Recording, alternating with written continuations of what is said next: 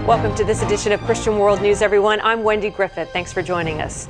Well, imagine seeing your husband, brother, or father brutally killed by religious fanatics.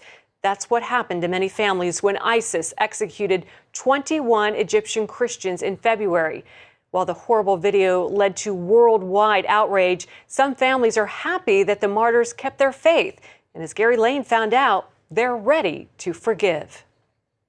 I was very proud that my husband stood firm in his faith and that he didn't deny Jesus. That surprising reaction is happening 150 miles south of Cairo, in the village of El Aour. Residents there honor the sacrifice of 21 Egyptians brutally murdered last February by ISIS. Their pictures are prominently displayed in the sanctuary of Virgin Mary Church. 13 attended this church. The martyrs left behind family members, like 23-year-old Mariam Farhat. She became a widow when the militants beheaded her husband Malik Ibrahim in Libya. She first learned of his murder when she saw this now infamous video on local television. We were very sad for the first 2 days, but we hadn't seen the video. When we saw them in the video calling to Jesus, we were very comforted. And that's why Miriam and other families say they are now joyful, not sad. Babawi Alham's brother Samuel was among those killed.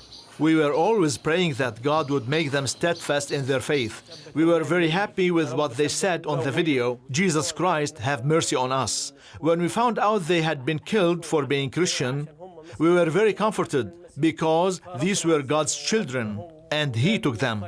Although Samuel's wife and children now live without a husband and father, his family told CBN News their faith is stronger. They forgive the jihadists and even pray for ISIS. I pray for them that God may open their heart and they may know the truth and know that what they do is wrong and then do the right thing. Jesus told us to forgive every sin, and we forgive them, and we hope that they can come to know Jesus. Christians here in Egypt are encouraged to know they're not alone. Back in the United States, there's a growing movement among Christians there to demonstrate unity and solidarity with those who are suffering for Christ in the Middle East. What we thought was, how could we identify and stand in solidarity with our brothers and sisters in Christ who are being brutalized around the world for their Christian faith? What tangible thing could we do? What practical thing could we do? Immediately, orange jumpsuits came to mind. Mahoney and others launched the #Orange Jumpsuit campaign. The movement has expanded to orange scarves, sweaters, and ribbons. It's to remind our brothers and sisters that we love them and we're standing with them, and to remind decision makers here in America and across the globe, the free nations of the world, we cannot be silent on this issue. Mahoney says the response has been amazing.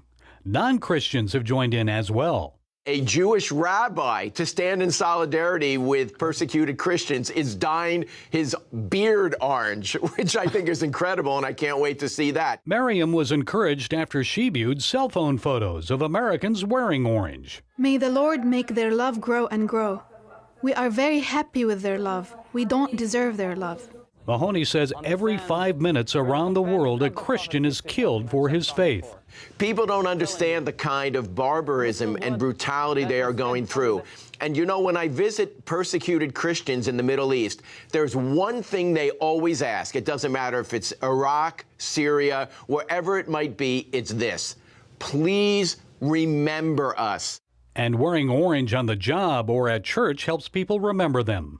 I think people need to understand that if we do not act quickly, the public expression of Christianity may be extinguished in the Middle East. As Elie Wiesel, Holocaust survivor and Nobel Peace Prize winner, says, we must always take sides. Silence only helps the oppressor, never the oppressed.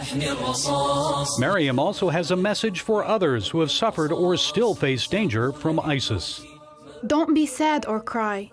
God will support us all. He will fulfill His promise that He is the father of the orphans and the widows. Gary Lane, CBN News, Cairo, Egypt.